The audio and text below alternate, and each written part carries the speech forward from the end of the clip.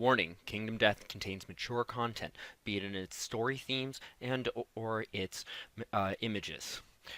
While while videos involving Kingdom Death Monster may not contain specifically mature content in them, the game does, and thus, if these videos generate interest for it, you've been warned that that is what it will lead to.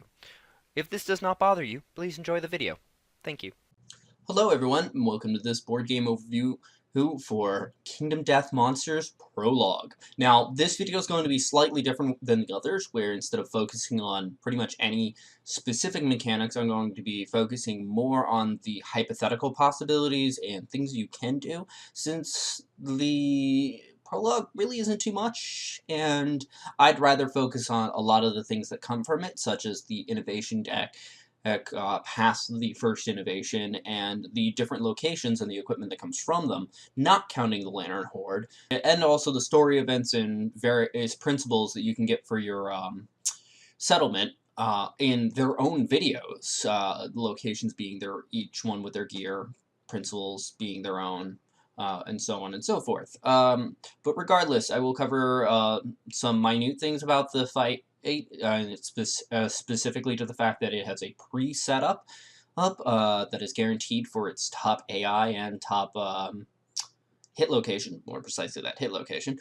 Some possibilities of what to do with number of survivors, and also some general ideas on what's good to build at first.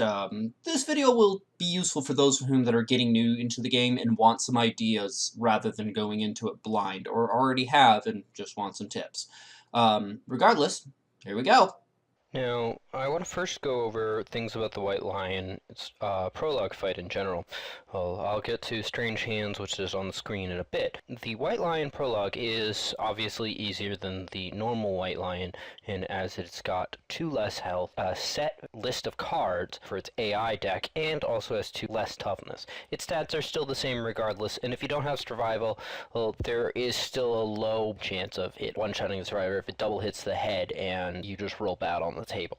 A dodge will help you with that, but if you don't have the survival, be it because you didn't name your character, you've already dodged, or you've used it for the purpose of this card here, it's possible. So my point is, a lot of this fight is RNG, more than any other fight in the game. Because at the same point in time, with the only 9 health, you can kill him in 2 rounds, providing you do pretty good, and you only need 2 rounds, honestly, for 1 wound. Beyond that, the reason I have Strange Hands in front of us is particularly its crit effect. So Strange Hands is always the card that will be on top of the hit location deck during the prologue.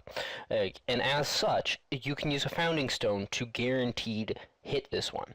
I recommend that if you want any of your characters play Fist and Tooth, or just to have a bonus strength, because that's pretty much all it does. You spend your 1 survival, assuming you named your character, and gain a permanent strength. In the original game, there was a possibility for an infinite understanding loop. Not only has the loop been removed, since a survivor can get it once per lifetime, in the prologue, it's impossible to set up because none of the 8 AI cards it starts with have that, although 3 of them do overall. And I'll get to that more once I get to my actual White Lion video. But this +1 strength makes it so that you will have the same chance to wound with Fist and Tooth. You'll just have the 1 less accuracy, but 1 more luck, so better chance to crit. If you want to use a Founding Stone like that, go for it. If nobody wants the Fist and Tooth, or nobody really wants that extra guaranteed strength, and this is the only time it's 100% guaranteed, you can manipulate decks later, but that's not the point, then that would be the time to use it at the start of the fight. Now, after the White Lion fight, assuming any of your survivors survive and you succeed, otherwise you're just starting right over, which is entirely possible, you have the first day settlement event. Now, this is the only settlement event that is set 100%, and also, to my knowledge, the only one that gets removed from the settlement deck. The big part about this is the number of survivors that you can get. So on a 1 through 3 you can get 6, 4 through 6 you can get 8, and 7 through 10 you get 10 survivors, plus returning survivors regardless. So you can have anywhere from 7 to 14 survivors. I'll get to that 14 survivor potential later on in this video, but there is something very important to that. Next, you would go to returning survivors, where you pick 1 member of your settlement to effectively be the leader. They're the founder of words and everything. I don't think they gave the title for this specifically, but that's not the point. The point is they'll get +1 courage and +1 understanding. If you want to go back out with your returning survivors, it does not need to be a returning survivor. So you don't need to automatically A, make a new character, or B, if you're playing a 4-player game, have somebody suddenly switch. This then results in the founding of the language innovation, which starts the innovation deck. So this is your first innovation in the baseline campaign. Increases your survival limit by 1, which is always an important thing, and gives you the encouraged survival action. This is 100% to happen in every game of the base campaign. I believe People of the Sun, this gets replaced by some other card, but I'm not too sure about that. To be covered when I actually have the expansion. And Encourage lets you stand others up. Also, Encourage can be modified by having drums. If you encourage while holding drums, you stand everyone up, not just one person. And it's everyone for one survival. But onwards to those starting innovations. Now, the 6 starting potential innovations generated by language are Ammonia, Drums, Hovel, Inner Lantern, Paint, and Symposium. Each of these will have their own video with their following tree, but for now I'm just going to go over some basic stuff. Ammonia has a lot of survival potential. Drums has a lot of interesting mess with mechanics potential. Hovel is always good as it's one of the cards that has +1 survival limit and +1 survival departing. Inner Lantern is an extra survival action, as is Paint, and Symposium makes it so in the future that you will have more cards come out when you innovate. Now, on to locations, starting with, of course, the Lantern Horde, which is also generated by returning survivors. This is where I'm going to start getting a little bit more in-depth about the whole process, as this is where we start getting involved with endeavors and such. So, this gives you the ability to innovate and make the other 3 basic locations, as well as shared experience, which is not useful right now. So if you return with X number of survivors, that's how many endeavors you can get. Regardless if you pick graves, even if you had somebody die and pick graves, because that both with graves and cannibalism, it's future death.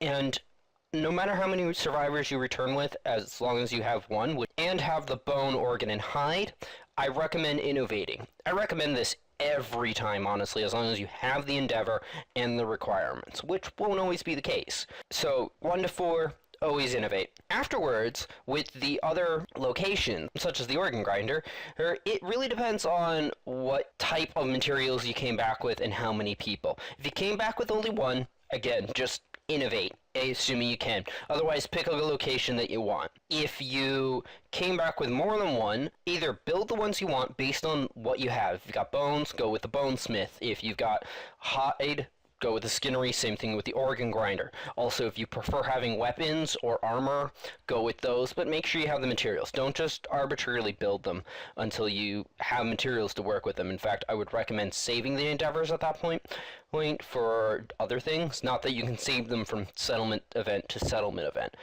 In the case of the bonesmith, I will always recommend the daggers and the bone darts. The daggers because they're the only one that won't break on super dense. Not that that won't matter against the white lion, but the bone darts also help with a certain thing in the white lion in the future. The bone axe is also really good due to the fact that it gives you the potential upon critting to do extra damage. And a skull helmet can be really nice if you have a skull, but early on I would never spend the 2 bone for it.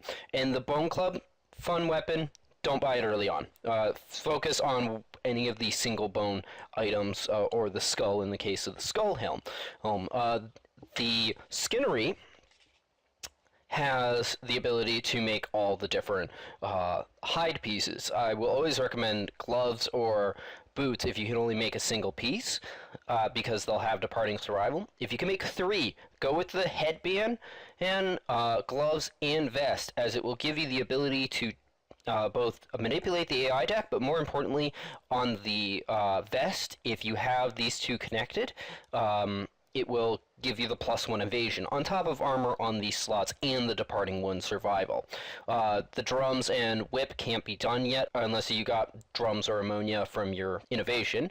The drums, I've stated their use earlier. They can be very good, but make some hunt events very hard as it is a noisy item.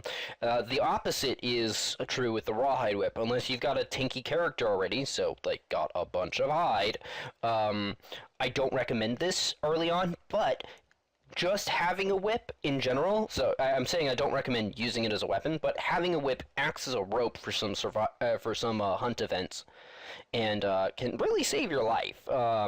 Bandages, I don't recommend this early on, but you should make them before the butcher fight.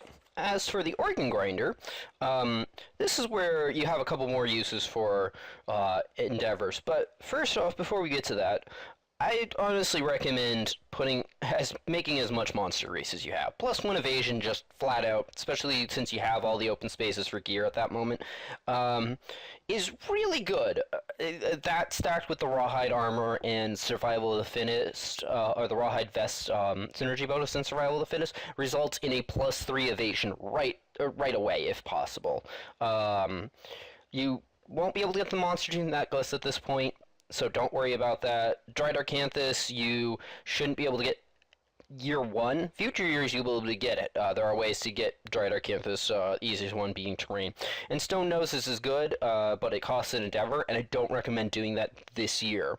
The place I recommend spending, if you don't have enough bone or hide to really open up the Skinnery or Bonesmith, I recommend Augury. Especially if you ended up with some broken lanterns. They're very good for the +1 understanding, as rare as I've seen it happen, but just as rare as Intimacy, which is the real reason you do this. Because Intimacy, this early on, will be nice for unlocking either Survival of the Fittest or Protect the Young. Protect the Young makes your population easier to grow, but Survival of the Fittest makes surviving easier. If you pick Survival of the Fittest, I recommend never doing Intimacy again after that first point. At that point in time, you're chancing 2 separate 1 in 3 chances of losing somebody, 2 separate 1 in 10s of losing 2 people. But really, if you've got 4 survivors early on and didn't get the right materials, you can innovate, build the organ grinder, and augury twice, which it makes Intimacy easier.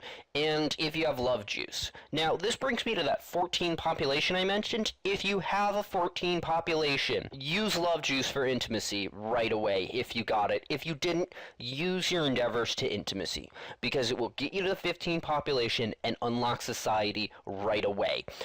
You never want to second guess that chance to get to the 15 population. I've had a campaign where I've gotten to 14 and then we dropped to 10 because we had a total party wipe. Now, I did want to also include these 2 items, as there's no other decent place to include them, because while the Founding Stone can show up at other times, the cloth, to my knowledge, doesn't. So the only other time that I might include these is in a video covering items that just show up in odd places. But regardless, the cloth armor is just very simple. It's got only the armor keyword, and it's only 1 waist slot with the whole text here to explain how it works. And then the Founding Stone is your weapon that you can choose pretty early on. It's got the 2 speed, which is how many dice you roll, 7 accuracy, meaning that or higher after modifier is what you need to hit, and 1 strength, which is what you add to your die roll to wound. The Founding Stone also has the spend an action to sling the stone from anywhere on the board. Archive this for an automatic hit that inflicts a critical wound. Archive means return this card to the game box. As a note, if this hits the trap still takes effect and you do not damage them. Also, something else that got pointed out to me very recently about the artwork of the Founding Stone.